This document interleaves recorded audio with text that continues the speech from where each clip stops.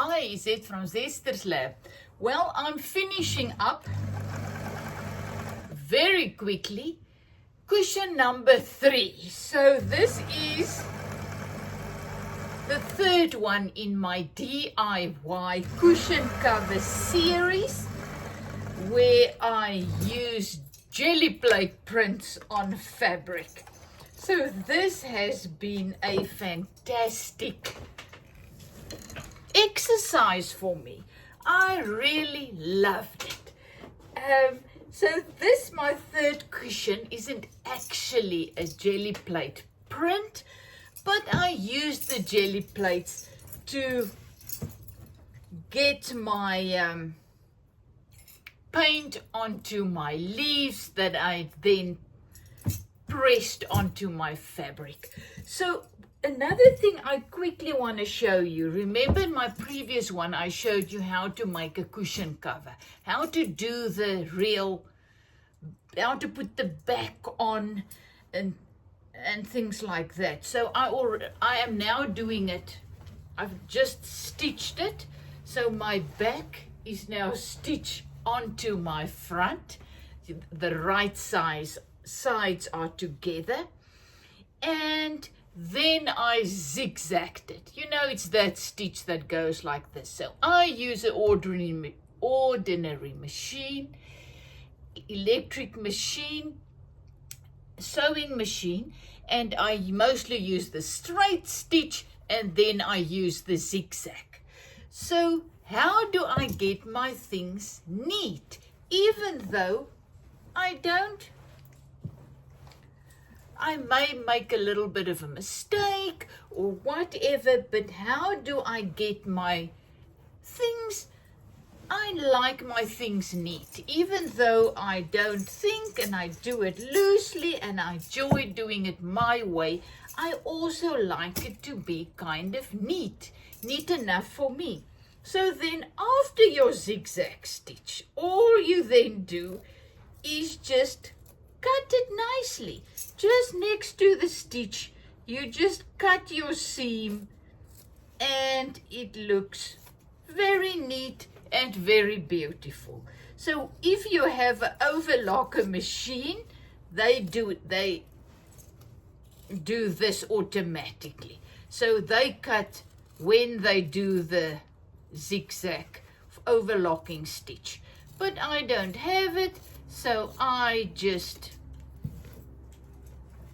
sew with my one machine, and then I just cut to get it nice and neat at the end. You know, so once again, you can create your own things by just having one machine, sewing machine, and you can just have it neat at the end. So you don't have to have the overlocker if you want to have your things nice and neat. But while I'm doing this, I quickly want to tell you what I've learned, experienced today. So we went this morning to visit some friends. We had lovely tea, coffee, and she had some things to eat. And then afterwards, we quickly had to go and buy some food, things that I needed at the shops. So we were in town, really. There was the nice shop that I usually enjoy going to because we don't have one in our suburb.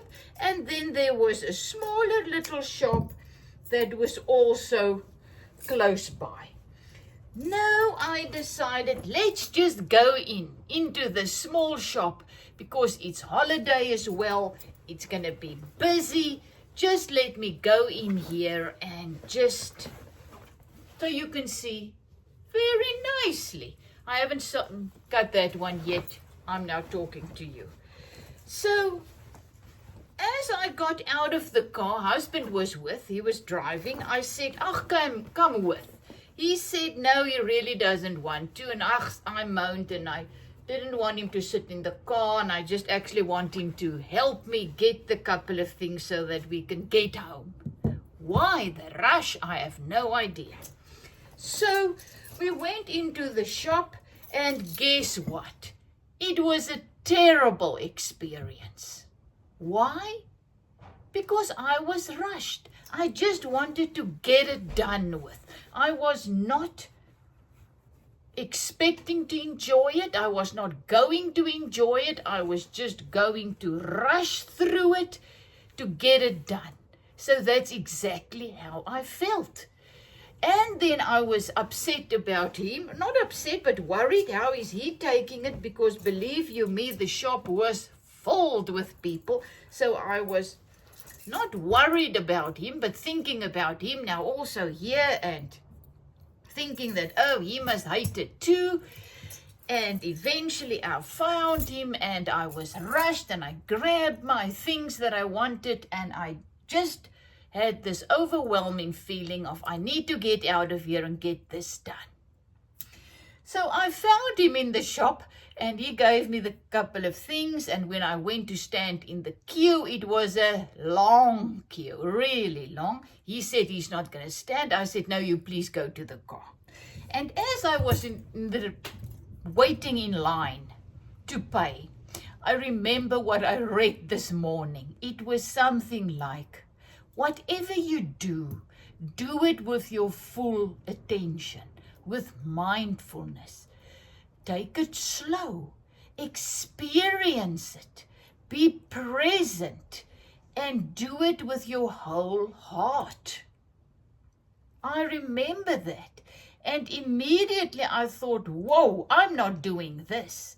I am really rushing this. And I slowed myself down. I started to breathe slowly. I started to calm down. I started to look around, and immediately my whole attitude shifted. And that's when I realized, you know what? I've messed this up for me. You know, that is how we create a good or a bad experience, by how we, first of all, go into it, with what attitude we go into it, and then by absolutely rushing it. And that's how we create a wonderful life or a terrible life in most circumstances. Then I thought, when I was walking back to the car, I realized, you know, I should have gone to my favorite shop. Left husband in the car, that's where he wanted to be. He's on his phone, he would have loved it, didn't care how long I would have taken, and had a wonderful experience. But instead of that, I went to a shop that there's nothing wrong with the shop, but it's not my favorite shop, because I just wanted to get this done and rush home. And it was a light bulb moment, actually, because I've realized it was because of me and my attitude that I had a terrible experience. If I went into the shop, even that shop, with a attitude of gratefulness, gratitude, oh, I've got money, I can go and buy what I need, thank you, this is wonderful, what a wonderful experience just to be able to do it. I'm healthy, I can have a car to take me there, I have a loving husband waiting for me in the car, doesn't care, I can buy really whatever I need. Can you see the difference? And then we blame, shift, and moan and groan about terrible shops and terrible this, and my life I had a terrible day. But I created that experience. And I just thought I wanted to share it. Look at my beautiful cushion. Ha ha! It came out beautifully. I haven't seen it. So this is a first for me too.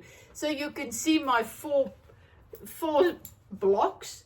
and how I added some, pressed my leaves, and then I slow stitched it together, and I even kept some of the frayings. I'm not sure if I do it again, if I will leave the frayings, but you know me, I like a little bit of texture and a little bit of fraying. And voila, cushion number 3.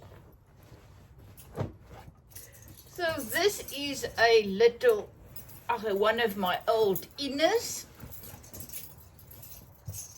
And in one of my posts, I took photos of my other 2 cushions that I already made, if you haven't seen them yet. And now I still need to stitch my piece of grits on here, Velcro, and voila. But this is what I also want to show. This cushion is now a little bit big for this inner. And how can I salvage that? And it's so easy. All you do is you just take the inner out. Okay, let me take the inner out. I'm not sure that I'm going to do it to this cushion, or if I'm gonna just leave it like this or look for another inner. But if you don't have an inner and you think your cushion cover is a little bit big, this is what I usually do. Okay, I'm now just pressing the little corners out, if you know what I mean. Now you get this thing cover very flat. You get it very flat, you take one of your pins, and you know, you just get all the excess cloth out. You know what I mean? You just make the little seam there nice. So you, if you can see, make sure that it is just nice and everything is out.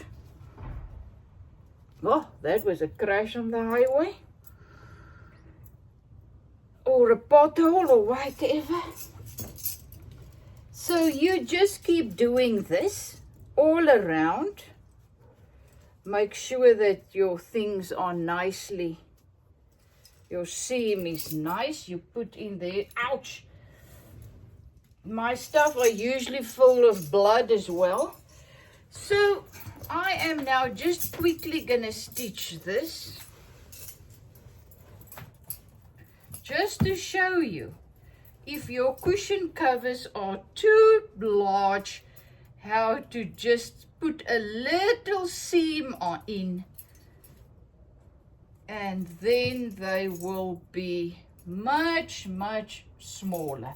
So once again, as I sit here, I'm just making sure the little seam are neat. And what I am now going to do, this is just one side, you need to do it on all 4 of the sides. Just making sure. But so you understand what I'm trying to say about how we create a beautiful experience or a terrible experience, is how we go into it. So I've missed a wonderful experience just because I didn't have the right attitude. And then I rushed out and we got home. I'm not saying that if you really rushed, you know, you need to go somewhere and you need to buy something, but you can still do it with a very nice attitude, you know. I didn't cut my little corner, so there's a lot of, okay, but now look at this. I'm not going to go. So you measure. I don't have my measuring sticky thing here, but you just measure, let's say 3 centimeter or what from the side, and you put your pins there. And what you're now gonna do is you are just going to stitch 3 centimeter in, or whatever seam you want at the side, it's smaller. I'm going to show you now closer. You can see I am now eyeballing it like I usually do. Not really measuring it, because when I sew it, I look there on the little foot, you know. But this is it. So this is my side. Can you see? I've stitched about 3 centimeters in.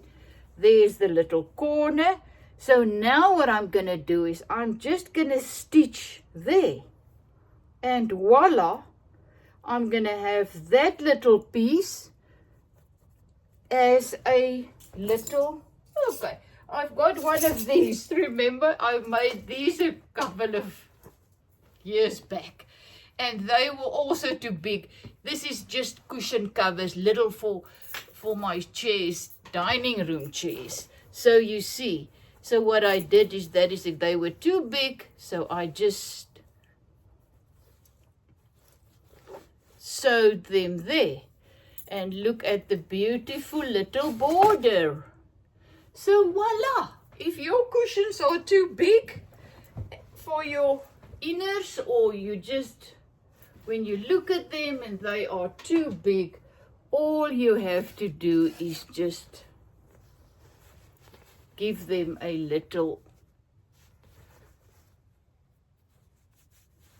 side, whatever you call it. But just look how beautiful. Look how beautiful. All you need are some fabric paint, a piece of fabric, some leaves, and there you have a stunning cushion cover. Once again, just look at my slow stitching. It's an ordinary stitch. There is just, I made sure that there's some fraying going on there. And that is it.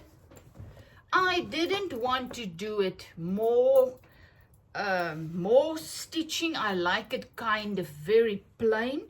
I also like the idea where they all come to, the little stems go to the middle. So that is it. So this is it. Thank you that I can share my third cushion cover with you. And if I can, then you can, because this is really very, very, very easy to create. And one of you sent me photos on Facebook telling me how she has also made some cushion covers and also did the pressing of the leaves. And I just love seeing that. Absolutely love seeing that. And as I said, I've learned a very, very big lesson today. So I am from now on trying and going to be more present and make sure that my attitude is an attitude of gratitude whenever I enter situations. You know, I've realized how much I'm rushing, and I am one of the most calm people I know, and I am rushing, you know. So that is what I say. We are so stressed, so rushed, so unhappy, and got too much things to do and whatever and then I realized today that's not true.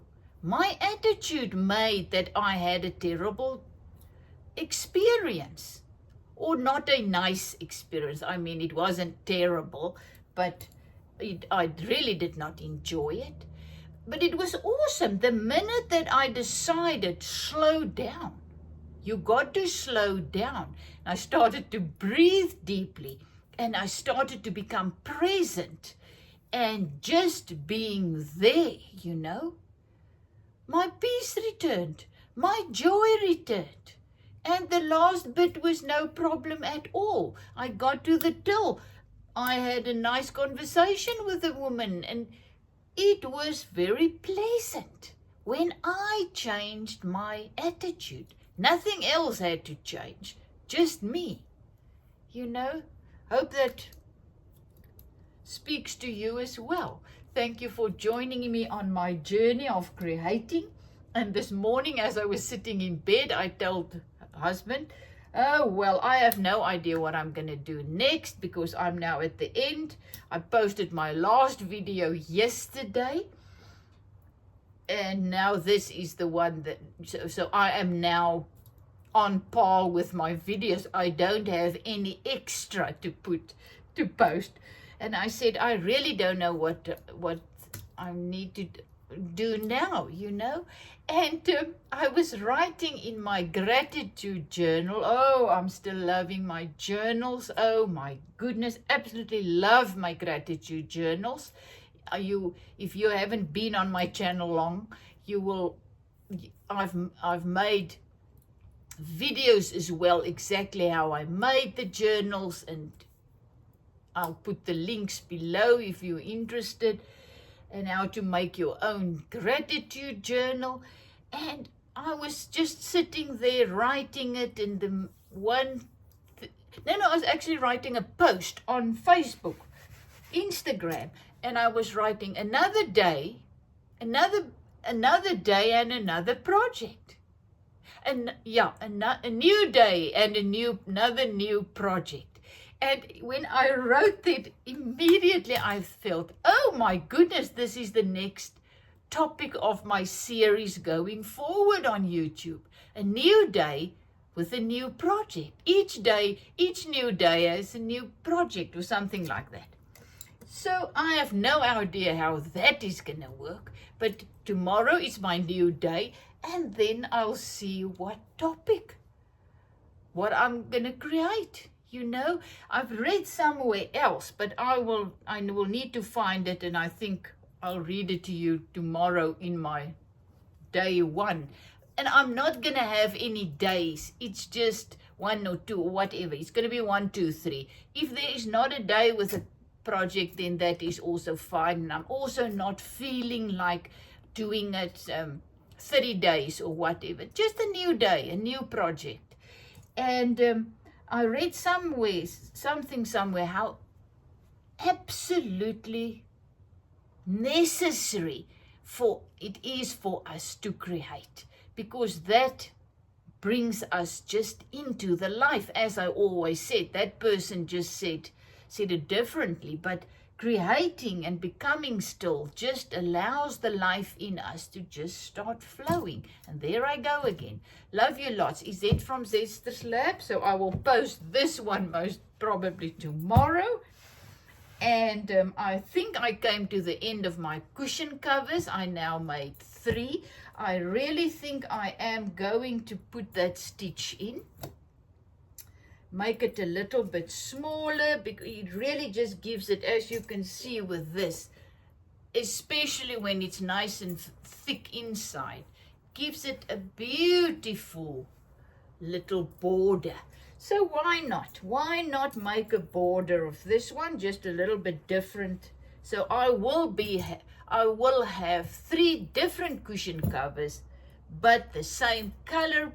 I used the same color fabric paint, the same piece of fabric, same leaves, and I made 3 total different cushion covers. It was a lovely project. Thank you. Is it from Zester's Lab? Love you lots. And if I can, then you can. All we have to do is just do it. Just start. Love you lots.